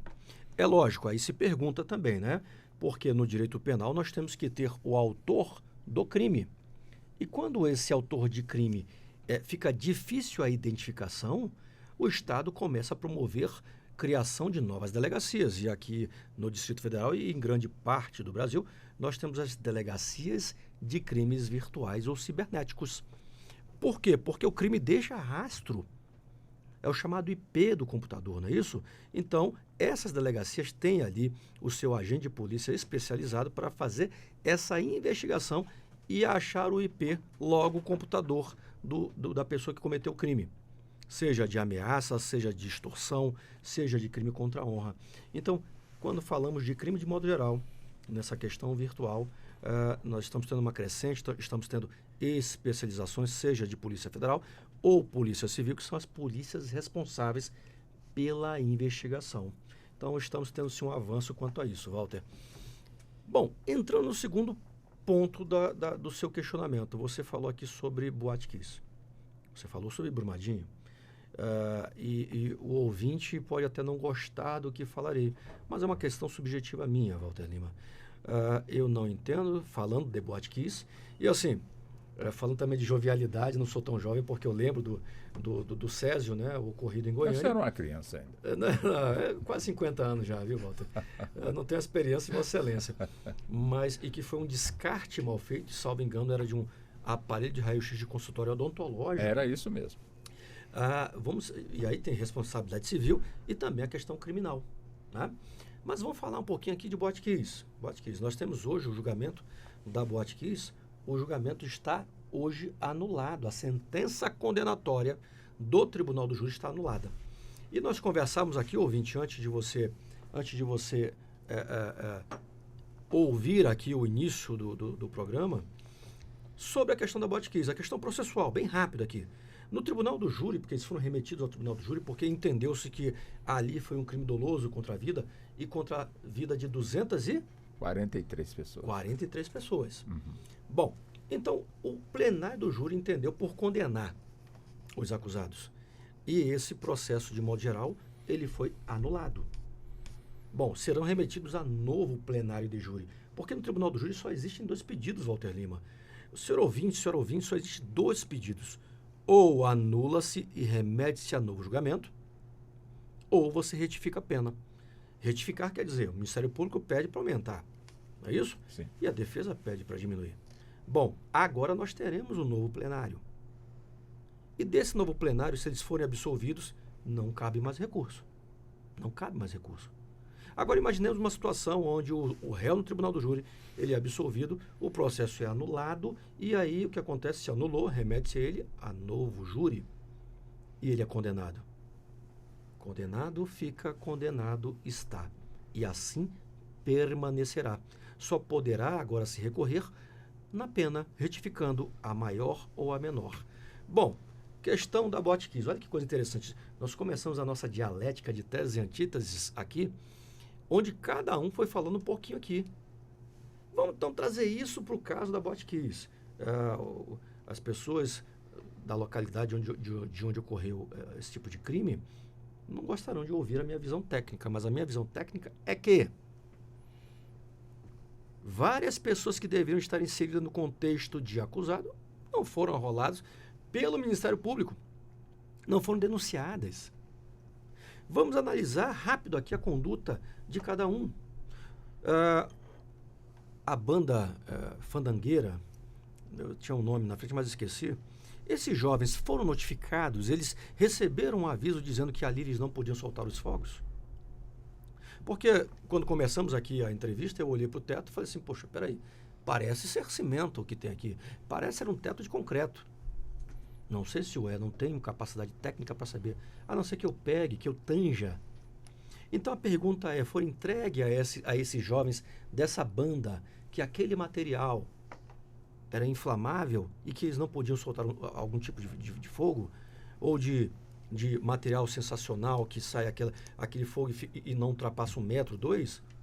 Porque se foi entregue, mesmo assim eles soltaram os fogos, teoria do dolo eventual. Tem que estar no júri, sim. Mas as informações, porque o processo acabou virando público, né? Sim. E tem uma questão sensacionalista demais, até também porque 200 e tantas vidas se perderam, não tinha como não se saber cada meandro do processo. Então, pelo que eu fiquei sabendo e pelo que eu li, Walter, não tinha uma prova que comprovasse, olha a banda fandangueira, vocês não podem soltar nenhum tipo de fogo ali dentro. Porque se eu estou no local de concreto, eu entendo que eu posso soltar aquele tipo de canhãozinho que solta o fogo até 1 metro, que solta aquelas fitas. Bom, primeiro ponto. O Tribunal do Júri julga crime doloso contra a vida e conexos com ele. E eu não vi uma ligação quanto a isso. Não vi. Poderíamos falar de crime culposo? Até poderíamos, mas eu entendo que seria uma forçação. Que foi uma tragédia? Sim. Foi. Isso não tem dúvida. Sem dúvida nenhuma. Mas, Walter, o processo ele foi desaforado, para que você entenda, ouvinte. Ele saiu da localidade e foi para a comarca principal, porque é o chamado desaforamento. Mas atingiu o Brasil inteiro. Então, eu entendo que existe uma comoção, existe uma questão sentimental envolvida ali, mas não vejo incidência, de novo, me perdoem, incidência de crime doloso contra a vida para os integrantes da banda. Entendi. Bom, se nós falarmos do proprietário, vem a pergunta. Proprietário, o senhor não entregou um roteiro dizendo que não pode fazer tal coisa? Então, eu entendo que o senhor começou a realmente estar inserido os seus verbos de conduta num contexto de dolo eventual. E aí vamos trabalhar agora com a fiscalização, com o comandante do bombeiro à época, com as pessoas que fiscalizaram, porque não é o comandante que vai lá, mas são os seus subordinados, que vão ali justamente liberar o alvará, ver se os sprinklers estão funcionando, ver se os extintores estão selecionados em locais estratégicos. E se o revestimento da boate é adequado? É adequado. Então, olha só, Walter, e aí nós vamos começar a falar da individualização de conduta. Então, nós temos diversas tragédias. Nós temos as questões cíveis e temos as questões criminais. Mas, na minha visão, me perdoe a população, aos parentes das vítimas, as pessoas que ficaram com sequelas, não vejo uma incidência de crime doloso contra a vida nesse caso. Dr. Cleiton, antes de passar aqui para o Dr. Charles, nessa mesma questão, né? Começamos aqui com as redes sociais, que de alguma forma, enfim, tem um desenvolvimento fantástico para a humanidade, mas evidentemente que tem muitos que de alguma forma questionam, né? Até que ponto também as redes sociais têm as suas responsabilidades para a divulgação de determinadas ações que, na realidade, terminam em práticas criminosas. O meu pensamento as redes sociais elas devem ter um filtro, como assim elas estão, até mesmo por força, né, de mandamento do Estado, de filtrarem essas informações, a questão das fake news e tudo. Até o WhatsApp hoje, se você pegar uma mensagem que ela é repetidamente enviada, você ou recebe ela ou você não consegue mais enviá-la. Ela tem esse filtro, principalmente na época das eleições. Por quê? Evitar fake news. Sim. Uma mensagem, uma divulgação que não foi verificada a sua veracidade, né? A questão das redes sociais hoje não, desde o início delas é o seguinte: as pessoas começaram a entrar na rede social e acharam que é um mundo sem lei. Então eu vou pegar Walter e eu vou te ofender. Não vai dar nada, eu estou na internet, estou no computador da minha casa, eu estou escondido, eu estou atrás da minha tela. Então, só que as condutas no virtual elas se aplicam assim como no mundo real, entendeu? Então você não pode chegar num grupo que você tem lá e falar assim, Dr. Charles, Dr. Alexandre, é isso, e cometer uma ofensa. Porque você vai responder, porque as pessoas acham que isso não vai atingi-los. Porque eu estou ali, e ali é um mundo sem... É o do caos, né? Então, as condutas, como o doutor Alexandre já falou, elas são individualizadas. Então, a rede social tem um papel de quê? Fiscalizar, filtrar aquilo que está sendo... né? E aí bloquear a partir do momento que foi detectado. Só que as pessoas têm que ser responsabilizadas por cada ato que cometem. Então, assim, você não pode chegar lá e... espalhar uma notícia falsa. Hoje isso tantos processos aí que estão aí com pessoas importantes que fizeram isso e em algum momento elas vão ser penalizadas. Penas brandas, mas elas vão ser penalizadas. Ofensas, a conduta social dentro do ambiente virtual, ela é avaliada como no mundo real. As pessoas, elas perdem muito essa noção. Muito, achando que ali elas estão protegidas com algum campo invisível que não vão chegar a elas. Ninguém vai saber que eu estou fazendo isso aqui, mas chega. E diversos processos. Até uma pessoa famosa, ela tem vários processos de indenização contra as pessoas que proferiram ofensas por ela na rede social. Chamando ela de gorda, chamando ela de ridícula, ela vai lá e processa. Vai lá e processa. Ela deve ter mais de 50 processos contra pessoas aí, bem mais. Porque as pessoas vão lá e falam, vai no perfil dela, colocou uma roupa e fala, você tá ridícula, um exemplo. Aí a pessoa fala, não, vou lá e falo que ela tá ridícula, é ali na rede social e tal. Processo contra ela, e tá ganhando as indenizações. As pessoas não têm essa noção e estão cometendo erros atrás de erros nessa seara. Doutor Charles, claro, né, no campo empresarial, ainda nesse campo, portanto, aí virtual, no campo das redes sociais, temos lá as empresas que liberam, portanto, os seus equipamentos para os seus funcionários, os seus prestadores, portanto, aí de serviço. E nessa mesma linha, né, a gente sempre levando aqui para o nosso público ouvinte a questão da responsabilização. Quer dizer, está ali, portanto, o equipamento da empresa. A empresa ela é obrigada a ditar o seu protocolo, as suas normas para aquele empregado que ali está chegando, para que não cometa, portanto, aí, delitos, ou mesmo de forma involuntária, caso contrário venha a ser responsabilizado. Quer dizer, e quando isso acontece, foge, portanto, do controle e termina prejudicando alguém, essa empresa, de alguma forma, ela também responde solidariamente com quem, de alguma forma, cometeu essa prática? Boa tarde novamente, né?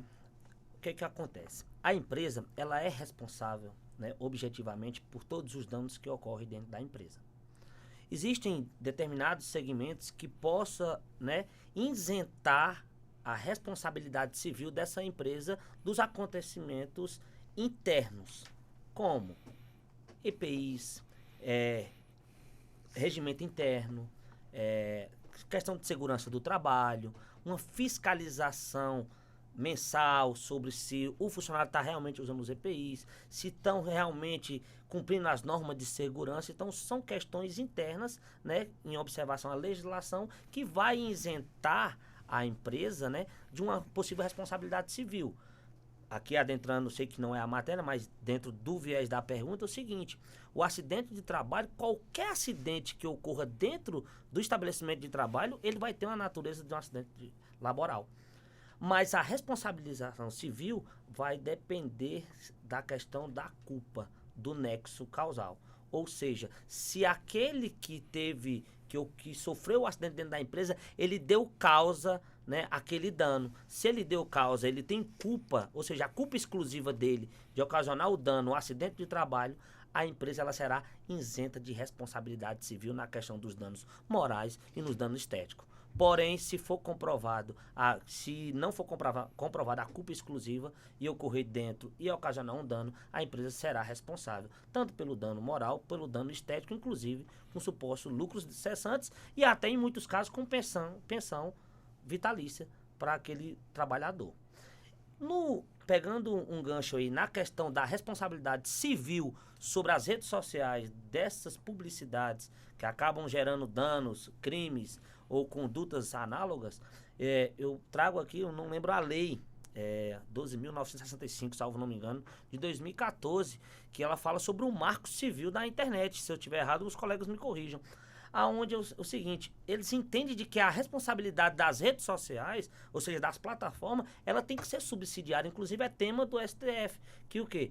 Que você não pode atribuir, né, a essas empresas de redes sociais uma responsabilidade objetiva por uma conduta ilegal praticada pelo um usuário da rede, né? Então, assim, essa empresa ela pode ser responsabilizada? Pode. Que forma? De forma subsidiária. Desde que aquele conteúdo venha gerar um prejuízo ou um dano a outrem, ou uma ordem administrativa ou judicial, a plataforma venha descumprir essa determinada decisão de retirada do ar ou de bloqueio do usuário, poderá sim ser responsabilizada. Mas de forma direta não, porque é o seguinte, hoje nós temos um conflito de direitos constitucionais. Aqui os colegas até, posso até estar errado, aonde nós temos o direito à liberdade de expressão e à honra e à intimidade, não é isso, doutor Alexandre? Aonde nós temos esse conflito, então nós temos que fazer essa ponderação, até onde o seu direito à a liberdade de expressão vai, até aonde esse direito ele vai ofender o direito de outrem, o direito subjetivo, a honra, a imagem, a segurança. Então, assim, nós temos hoje esse conflito de direitos e garantias constitucionais na nossa sociedade, em especial nas redes sociais. Então, assim, entendo, assim, aqui é um posicionamento meu de que a aplicabilidade de forma subsidiária da responsabilidade das redes sociais estão corretíssimas, porque eles não têm como precisar, não tem como, de forma preventiva, evitar que você publique algo que ofenda ou a ordem pública ou de maneira particular ou um grupo de pessoas. Infelizmente, o que eles podem é, de forma repressiva, retirar do ar e excluir aquele usuário da plataforma. Então, é nesse segmento, Walter. Interessante, né? A gente vai levantando os temas aqui e as questões também vão surgindo, doutora Janine.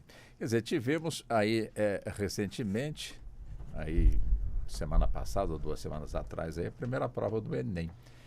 O senhor deve estar pensando, o que tem a ver a prova do Enem com o que nós estamos debatendo aqui? Muito simples. O percentual de abstenção, principalmente na região norte do país, beirou 44%, 45%. Ou seja, uma abstenção que chamou bastante a atenção das autoridades no campo educacional.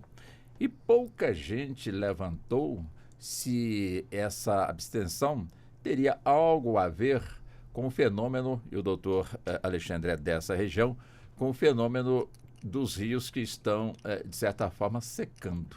Ou seja, boa parte dos grandes rios da região norte estão com problema de navegação.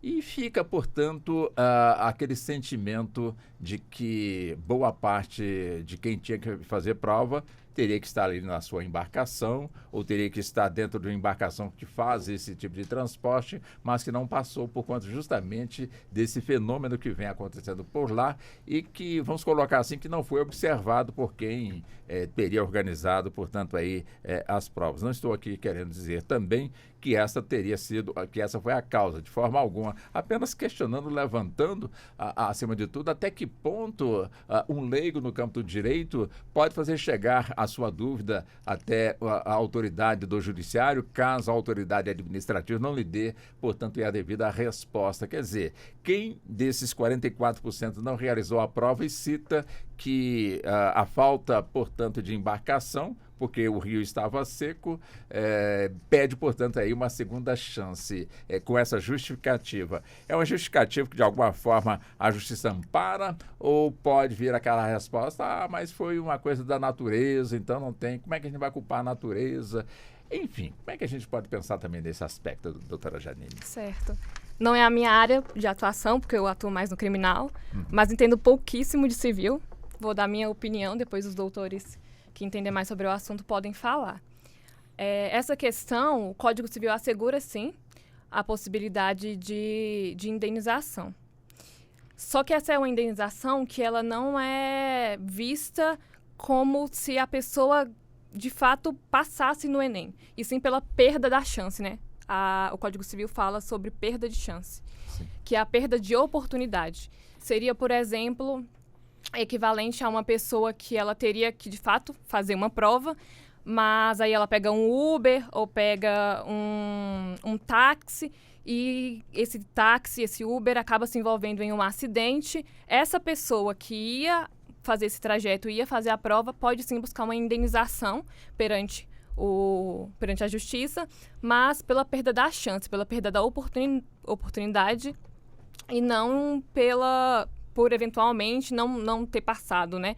Até porque isso a pessoa só vai saber de fato se ela tiver estudado e etc. Eu acho que os doutores que sabem mais sobre o assunto podem falar com mais propriedade. Doutor Charles, que é da área civil aqui, conta para nós, doutor Charles, então, sobre esse aspecto.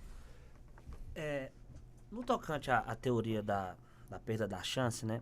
Nós temos que comprovar, assim, futuramente, qual seria o prejuízo efetivamente de que aquela pessoa que teve o seu direito frustrado por aquele momento, por alguma ocasião, poderia obter um sucesso ou um êxito futuramente.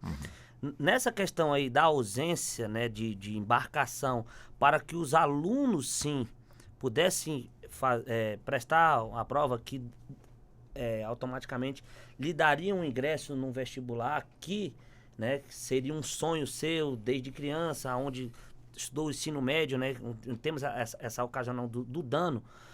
O que eu vejo juridicamente dentro daquilo do caso específico? Existe a possibilidade, sim, de judicializar contra o Estado, né, inclusive com participação do Ministério Público, aonde para fazer uma requisição de uma nova prova para aquelas pessoas que tiveram seu direito perdido. Doutor Charles, isso irá onerar o Estado. Tudo bem, mas você tem que dar a chance de forma igualitária, né? A direito à equidade a todos os alunos que iriam prestar aquela prova que daria ingresso à universidade. Teve um caso análogo, não sei se foi ano passado ou ano retrasado, aonde um estado não pôde fazer a prova ou teve fraude na prova e essa prova ela foi remarcada para aquele estado, no Enem. Então eu vejo assim a possibilidade do estado ser acionado e procurado para que procure meios e medidas, mecanismos para que essas pessoas prejudicadas não tenham os seus futuros também assim lesados por uma ausência, né, eu sei que é um caso fortuito e uma força maior, que é um dano da natureza, mas o Estado ele tem que dar mecanismos, ele tem que dar meios para que você tenha tanto acesso à educação, à saúde e à segurança. Então o Estado ele tem que fazer um remanejamento, né, um novo mecanismo para que essas pessoas tenham assim também a oportunidade de fazer a prova e ingressar supostamente num curso superior. Doutor Israel, ainda nessa mesma linha, mas focando justamente a parte da área que os senhores são especialistas na área penal. Quer dizer, tivemos em São Paulo, semana passada, uma chuva muito forte, onde mais de 2 milhões de residências, 2 milhões de imóveis ficaram sem o abastecimento de energia elétrica. E evidentemente que muita gente ali reclamou de prejuízos de alimentos perecíveis, como também muita gente questionou a diminuição da segurança, crescimento de práticas criminosas, como furtos e outras coisas mais, já que as pessoas não tinham, portanto, em funcionamento, portanto, as suas tecnologias de vigilância e terminou, portanto, experimentando esse tipo de situação. Quer dizer, é um caso típico de que a população pode buscar, portanto, reparos nos prejuízos que tiveram e buscar com quem esse prejuízo? Com a companhia que fornece a energia ou com o governo do estado ou com a prefeitura? Esse tema é um tema que envolve direito civil, né, direito consumidor. Primeiramente, como o doutor havia falado, né, o caso. É um caso, sim, fortuito de força maior. Havia como prever isso? Sim, não, né? Outra responsabilidade. Então depende. Depende. Havia a prefeitura ali naquele momento, naquela situação. Os moradores moravam numa localidade que havia esse grande risco, né? Então há um risco também da população, né? Que morava num local montanhoso, local que havia uma favela, talvez, uma comunidade, que já havia uma possibilidade ali frequente já de uma queda de energia. Agora, numa localidade que havia uma infraestrutura, havia como prever isso? Sim, não, depende. Né? É um fenômeno da natureza? Sim. Mas quando isso não é um caso eventual, aí, peraí, vamos apurar. Essa energia não cai de forma frequente nessa região aqui. Pô, mas queimou um aparelho. Então, cabe à pessoa buscar a responsabilidade da companhia. Aí é consumidor. Exato, é uma esfera consumidora. Agora tem que analisar a situação, né? Agora, um evento da natureza, normalmente o Estado se exime disso, né? Quanto à sua responsabilidade. Peraí. Né? Isso aqui acontece frequentemente até aqui no Distrito Federal, né? O poste cair num carro, né? Ou acabar a energia, o fio caiu no chão, alguém morreu eletrocutado. Mas espera aí, vamos analisar, vamos chamar a companhia, né, de energia elétrica, vai fazer uma perícia, né, para analisar. Aí vem também a questão até criminal, né, nesse sentido, né? Mas a princípio, a priori, vai ser feita uma perícia e vai analisar. Peraí, havia uma possibilidade daquele fio cair naquela situação, né? Esse raio aqui poderia efetivamente causar um risco, né? Então, o Estado ele vai responder, né? A Fazenda Pública vai responder de forma cível, né? E talvez, no caso de uma companhia de energia, se for uma empresa pública, né? Ela responde também, no caso, objetivamente, né? Agora, se for o Estado, ao contrário, desculpa. Se for uma empresa do governo, né? Uma empresa estatal, ela responde subjetivamente. Agora, se for o Estado, objetivamente. Ou seja, ele vai responder, depois vai buscar quem foi o causador daquele dano. Pois não, doutor Alexandre, pois não. Até porque é utilidade pública, né? O seu programa, eu já falo nosso, né? Olha que coisa. Claro. O seu programa, da sociedade. ele é de utilidade pública. Você falou da questão de navegabilidade. Grande parte das cidades e dos estados do norte, e eu posso falar porque sou nortista lá de Belém do Pará, digo a você o seguinte, nós temos muita gente que são chamadas de população ribeirinha. Isso quer dizer, as pessoas que moram na beira dos rios. E não é só as que moram na beira dos rios, nós temos as comunidades carentes que praticamente ficam dentro da floresta amazônica.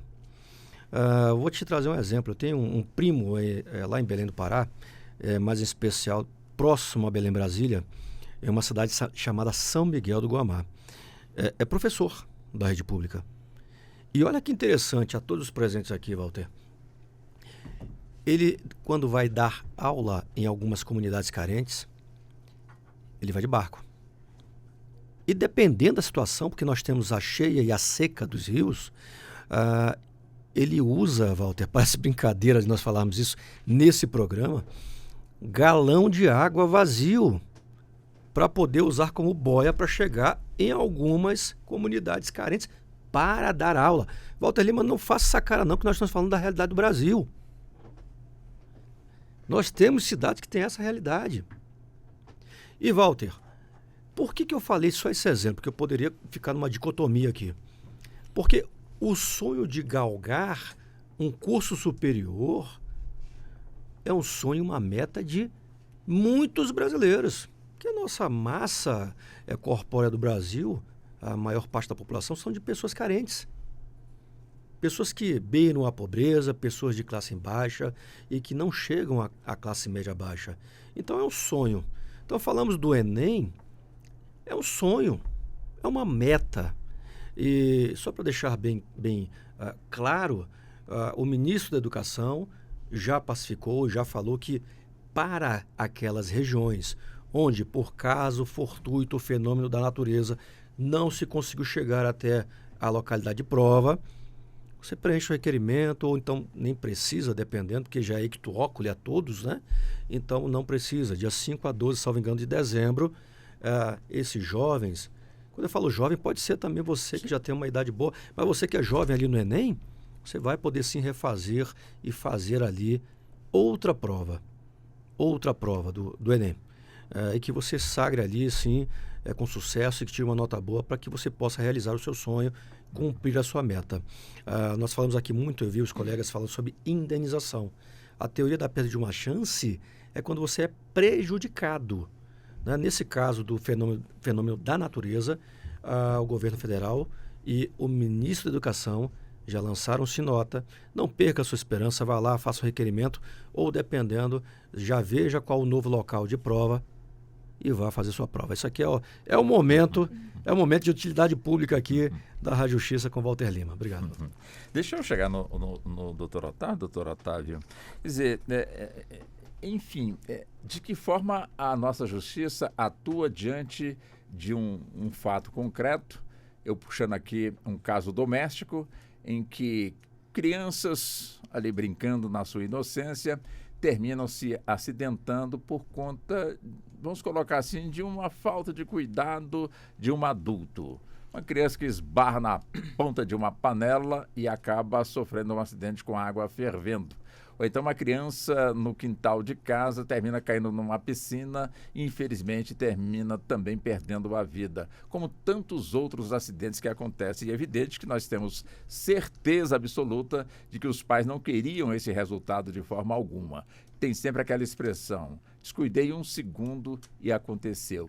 De que forma a justiça, ela é fria neste caso, ela parte para punir, ela pune, mas depois reconhece. Como é que fica essa situação perante esse tipo de caso, doutor Otávio? Estamos diante de uma omissão de socorro, né? Na posição de garante, que, digamos assim, casos muito comuns que acontecem é crianças falecer afogado em piscinas. A mãe às vezes está fazendo alimento, né, fazendo o almoço, e a criança está ali no pátio brincando. Quando menos espera, sente falta da criança e quando vai ver já está sem vida. Isso aí estamos diante para o direito penal, né, uma missão de socorro. A mãe tem uma posição de garantidor, que é prezar pelo cuidado daquela criança. Então, em certos casos, depende muito de um caso concreto. Mas em certos casos, o que acontece? Não há uma pena para esse pai ou para essa mãe, porque a dor de perder o filho já é enorme, já ultrapassa o valor da pena, entendeu? De uma punição. Agora, a pessoa foi imprudente, a pessoa sabia do risco que tinha ali e não fez nada para que aquela criança se salvasse, né? Não viesse a falecer, aí sim ela responde por omissão de socorro. Então, assim, a sua pergunta é se há uma punição. Há punição para isso. Há uma punição para omissão de socorro. Porém, também há a questão da razoabilidade e da proporcionalidade, que é o quê? Como eu acabei de citar. A dor de perder um filho é maior que aquela punição do Estado, entendeu? Maior que aquela pena. E por aí tem até um termo jurídico que eu não estou recordado agora, que não é escusa absolutória, não. Os doutores lembrar. Perdão judicial. É o perdão judicial, exatamente. Vai dar nota para ele, né, doutor? Então, concluindo, há punição e eu acho justo. Porque, imagina, perder um filho não deve ser nada bom. Com toda certeza. Walter, Pois não, doutora eu queria Janine. fazer um adendo a respeito disso. O que acontece? O Código Penal realmente estabelece que as pessoas respondem pela omissão. E estabelece que vão responder quando a omissão é penalmente relevante. A omissão ela é penalmente relevante quando a pessoa devia e podia agir para evitar o resultado. Tratando de acidentes domésticos, principalmente com crianças, os pais têm a obrigação de cuidado para com essa criança. E tem que se distinguir o crime de omissão de socorro da omissão penalmente relevante. Isto por quê? Quando é o pai e o pai tem a responsabilidade, o pai ou a mãe e estes, né, tem a responsabilidade de cuidar dessa criança e eventualmente algum acidente acontece, alguma lesão corporal, ou até mesmo a criança acaba morrendo, o pai ou a mãe vai responder não por omissão de socorro, podem responder inclusive por homicídio ou por lesão corporal. Eu acredito que, obviamente, nenhum pai, nenhuma mãe quer que isso aconteça com o filho. Mas são cuidados que a gente deve ter, sim, no dia a dia. É claro que também tem essa questão que o doutor Otávio estava falando, da culpa, né? Isso vai ser analisado no caso concreto. Se o pai ou a mãe agiu com culpa ou com dolo, às vezes eventual, e enfim. Mas é algo que se deve ter cuidado, porque você não sabe qual vai ser a resposta do judiciário. Se o juiz vai acabar aplicando um homicídio culposo e, de repente, um perdão judicial ou não. Ou você realmente pode ficar preso e responder por isso. É algo que deve ser tomado, né, levado em consideração e as pessoas devem prestar bastante atenção e ter bastante cuidado. Bom, nós já estamos caminhando já para o fechamento. Voou, né, doutor Alexandre? Bom, o doutor Charles está ali prestando atenção. E eu pensando que seria ia ser demorado, né, doutor Charles? Deixa eu já começar com o senhor, doutor Cleiton, com 1 minuto e meio para as considerações finais e já agradecendo também a gentileza de nos ter atendido. Bom, muito obrigado pelo convite. Eu, sinceramente, estou lisonjeado de estar aqui, Nós aqui hoje. agradecemos. Nesse debate riquíssimo aqui que tivemos com os colegas aqui, o Alexandre, todos os outros componentes aqui dessa mesa. Bom, as considerações finais que eu posso colocar aqui nessa questão até da responsabilidade dos acidentes, né, doutor? Vamos aqui fechar com as pessoas, às vezes, elas assumem umas responsabilidades que elas não têm noção do que elas estão fazendo. Eu vou levar meu sobrinho para a praia. E aí você está numa responsabilidade grande, porque você é o garantidor dele. Então, as pessoas, às vezes, não, vou levar ele na praia, eu vou tomar minha cerveja, ele está ali brincando e tudo mais. Se afogar, foi um acidente, mas você tinha que garantir a segurança dele, né? E as pessoas têm que tomar... e isso é no todo que a gente conversou aqui hoje. As redes sociais. Não, eu vou aqui nas redes sociais e vou fazer isso e não vai ter responsabilização. Vai ter responsabilização. Toda atitude tem uma consequência, boa ou ruim. E você vai ser responsabilizado se ela for ruim. Então, as pessoas hoje têm que ter essa noção. As suas atitudes vão reverberar em algum momento. Ou no âmbito jurídico, que seja criminal, civil, mas elas vão reverberar. Se é uma atitude boa, você vai ter um retorno bom, acredito eu, que todas as ações boas trazem resultados bons. Se for uma ação ruim ou equivocada, ou, enfim, ou por alguma ofensa, ela vai voltar de uma sequela, uma consequência que você vai ter que arcar. E no mais, eu agradeço muito por estar aqui hoje e estamos juntos. Se eu precisar, sempre. O convite aí é de pronto atendimento. Que bom, doutor. Deixa eu buscar também, doutor Cleiton. Doutor Charles também, 1 minuto e meio para as considerações finais. Também já agradecendo ao senhor, doutor Charles. Primeiramente, eu quero agradecer a Deus, né? Que sem ele, com certeza, nós não somos nada. Agradecer ao doutor Antônio pela oportunidade, ao doutor Alexandre, que é parceiro dele, a todos os colegas, a você, Walter, pela oportunidade. Como eu falei, irei repetir, a primeira vez pisando no STF, já para um debate jurídico. Me sinto lisonjeado, né? Porque sabemos da nossa infância, viemos de pau de arara e hoje, graças a Deus, estamos aqui, né, debatendo com grandes juristas, inclusive com uma pessoa do conhecimento notório, igual Vossa Excelência. Sobre os temas, fica aqui o meu alerta hoje, tanto na questão criminal quanto na questão civil, né, de a gente ter mais atenção, de ter mais a questão preventiva antes de fazer qualquer procedimento médico ou de qualquer publicidade nas redes sociais, para não violar direitos de outrem, né? Nessa questão do abandono, da questão da omissão de socorro, na questão do abandono de incapaz, que é crime também disciplinado no Código Penal. Existem normas que são violadoras também do ECA, né, que é do Estatuto da Criança e do Adolescente. Então, vocês, pais responsáveis, devemos ter uma atenção redobrada, né, até pelo dever de cuidado com as crianças. No tocante ao assunto sobre a Boate Kiss, eu irei me abster, até por falta de conhecimento técnico dessa área de maneira específica, mas o doutor Alexandre fica aqui também, estendo, né, os meus sentimentos da família, mas também concordo de que, apesar do pouco conhecimento jurídico na seara penal, concordo que também não houve essa questão do dolo, mas fica mais para frente esse debate. E eu quero agradecer a oportunidade a cada um de vocês e muito obrigado. Doutor Otávio, vamos também com o senhor para as considerações finais, também já agradecendo a gentileza da atenção. Agradecer a Deus que por mais um dia estamos aqui, agradecer a você, Walter, ao doutor Alexandre e aos demais colegas que estão na mesa. Foi um debate excelente, me sinto muito feliz de estar aqui, é minha primeira vez na Rádio Justiça, algo que eu escutava e ficava imaginando, meu Deus, será que um dia eu estarei lá? E agradecer a todos, né, como já tinha feito, e dizer também, caso algum ouvinte tenha ficado com alguma dúvida ou queira tirar alguma dúvida que deixamos aqui, a minha rede social é Ota Galvão, ou Otávio Galvão, que é meu Instagram. Por lá estarei respondendo perguntas. Tá muito bem. Vamos também com a senhora, doutora Janine, também já agradecendo pela atenção aqui com a nossa emissora, com o convite, com a presença. 1 minuto e meio para as considerações finais.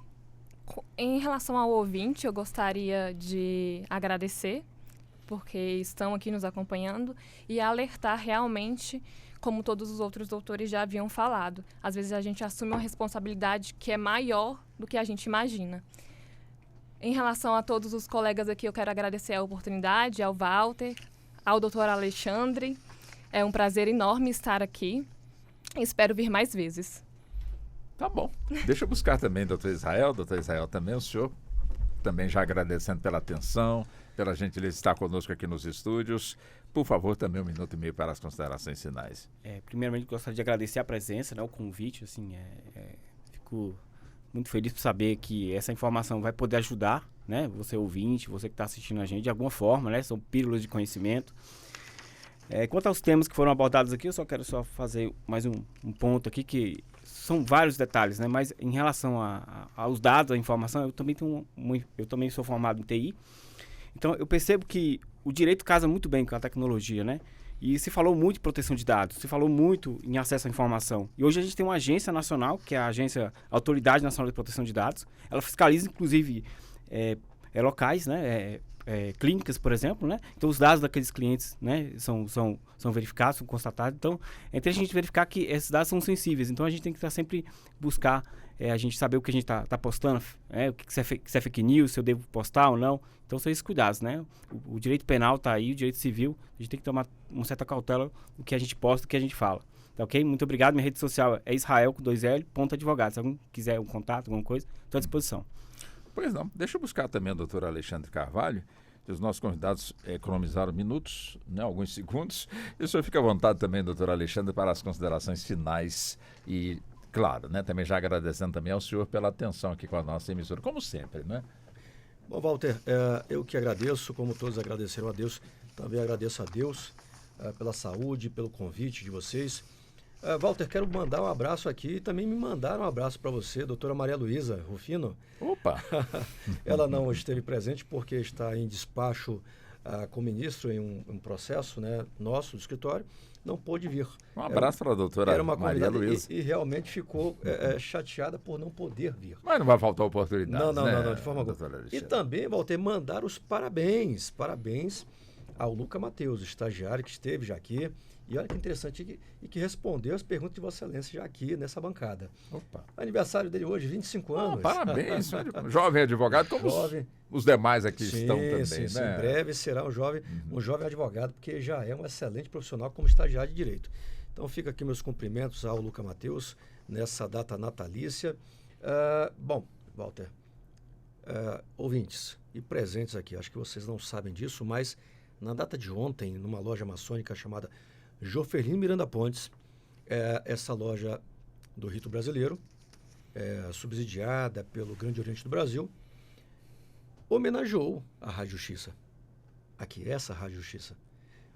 Lógico, é evidente que precisamos de um representante. E, Walter, mais uma vez, agradeço de você ter aceitado o convite, aceitado a láurea da loja maçônica Joferlino Miranda Pontes, e que também temos ali o dedo do nosso grande profissional e jurista Antônio Carlos Júnior. E para a gente foi uma honra entregar essa medalha a você, que você representa um local que é um oceano de conhecimento, Walter. Eu que quero agradecer a homenagem, quer dizer, me coloco, claro, né, presente na equipe da Rádio Justiça, como o senhor muito bem pontuou, com reconhecimento, portanto, da loja em relação ao trabalho que é desenvolvido pela Rádio Justiça. Então, em nome de todos aqueles que fazem a Rádio Justiça, como também dos nossos ministros, dos nossos diretores que confiam também no trabalho dos profissionais da Rádio Justiça, é que queremos, evidentemente, agradecer por este reconhecimento e, principalmente, fazer com que este reconhecimento esteja também ao alcance dos nossos ouvintes, porque eles também confiam no nosso trabalho, no trabalho da emissora, como os senhores também confiaram e nos concederam, portanto, aí este reconhecimento que, com toda certeza, nos encheram de orgulho e nos deram também uma responsabilidade maior para que possamos sempre estar nessa linha, focando, acima de tudo, o interesse público. Muito obrigado ao senhor, doutor Alexandre. Walter, eu, quando estava professor das faculdades, ministrando aula de manhã e muitas das vezes à noite, e chegava aquele aluno cansado, eu falava ali o seguinte, no final da aula eu perguntava, hoje você aprendeu uma vírgula? E eu ficava muito feliz quando ele falava assim, hoje eu aprendi mais de uma vírgula. Então, quando você sai de casa cansado e vai aprender algo, e você aprende pelo menos uma vírgula, já valeu a pena. Estou falando isso porque a Rádio Justiça, você, com a sua equipe, né, a Ana Possati, e toda a sua equipe, vocês trazem conhecimento, em especial à população brasileira e até fora do Brasil, né? E digo a você, essa pílula de conhecimento, ela é importante, porque conhecimento é poder. Muito obrigado pela confiança de me convidar e não só isso, de me confiar a trazer os meus colegas de trabalho aqui, a minha equipe aqui. Muito obrigado, mais ainda a você, ouvinte. Obrigado. Tá certo, doutor Alexandre. Muito obrigado ao senhor pela atenção. Doutor Janine, ainda uma jovem advogada, com certeza um futuro brilhante pela frente. Mais uma vez, muito obrigado pela atenção conosco aqui na emissora. Obrigada. Muito obrigado. Muito obrigado, doutor Charles. Também prazer em conhecê-lo aqui pessoalmente, aqui nos estúdios da emissora. E com toda certeza não vai faltar, portanto, aí outras oportunidades para que possamos debater temas que são vastos, né, no campo do direito. Muito obrigado pela oportunidade. Muito obrigado também ao senhor. Deixa eu também cumprimentar o doutor Otávio. Doutor Otávio também, muito obrigado também pela gentileza, também um jovem advogado com um futuro brilhante também pela frente. Prazer também recebê-lo aqui nos estúdios da emissora. Prazer é todo meu, sou eu que agradeço. Muito obrigado pela oportunidade. Tá certo. Doutor Israel Alves também compõe aí a equipe de novos advogados. Muito obrigado também ao senhor pela gentileza e até o nosso próximo encontro. Ok, obrigado, estou à disposição. Deixa eu também cumprimentar o Dr. Cleiton Campos Lira, também jovem advogado, também aí na lida, né, Dr. Cleiton, aí no trabalho. E mais uma vez também muito obrigado. O prazer foi todo nosso também tê-lo aqui nos estúdios da Rádio Justiça, tá bem? Bom, Walter, eu que agradeço. Não sou tão jovem assim, mas a oportunidade de ter vindo aqui hoje é uma questão assim, de muito lisonjeio mesmo. Eu agradeço de coração. Estamos abertos a próximos convites aí. Muito obrigado. Obrigado. E assim nós vamos caminhando para o fechamento do nosso programa. Programa, como o doutor Alexandre citou, né? Um programa que tem a chancela na produção da Ana Cláudia Possati, os trabalhos técnicos aqui com o Neto Silva, como também temos o nosso Roberto da Glória, que esteve conosco, portanto, recebendo essa homenagem, como também a Ana Cláudia Possati. Evidente que todos os colegas que fazem a Rádio Justiça tinham conhecimento, estavam vibrando conosco, estavam acompanhando também, dentro do possível, também essa homenagem. Homenagem essa que não é nossa, é de todas aquelas pessoas que fazem, portanto, a Rádio Justiça e principalmente você que está sempre sintonizado, nos acompanhando pela 104,7, como também nos acompanhando pelo canal da Rádio Justiça no YouTube. Portanto, muito obrigado a todos aqueles que lá estiveram, na pessoa do senhor doutor Alexandre, como também na pessoa do doutor Antônio Carlos Júnior. Mais uma vez, muito obrigado. E assim nós chegamos ao fim da edição de hoje do nosso Justiça na Tarde, programa que teve a minha apresentação. Sou Walter Lima, a produção de Ana Cláudia Possati, trabalhos técnicos do Neto Silva, programação musical, evidentemente quando tem, é do Josimar Fernandes e a coordenação de jornalismo é de Marcelo Luiz. Muito obrigado, bom fim de semana, boa tarde e até o nosso próximo encontro. A Rádio Justiça apresentou Justiça na Tarde. Secretaria de Comunicação Social, Supremo Tribunal Federal.